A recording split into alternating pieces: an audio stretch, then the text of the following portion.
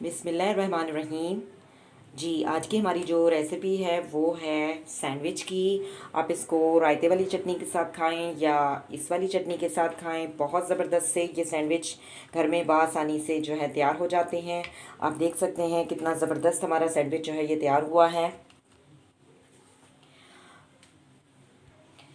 जी, अगर हमारे पास 250 ग्राम जो है चिकन है और 200 ग्राम या 300 ग्राम जो है 300 ग्राम भी ले सकते हैं। आलू लोग ज़्यादा शौक से खाते हैं, तो 300 ग्राम आलू हैं, तो इससे जो है आराम से 15 जो है वो पीस जो है वो तैयार हो जाते हैं। 15 सैंडविच जो है वो बन जाते हैं, यानी एक सैंडविच के हम 2 पीस बनाएंगे। अगर हम इसको अलग अलग गिने तो तकरीबन 30 सैंडविच आराम से बन जाते हैं।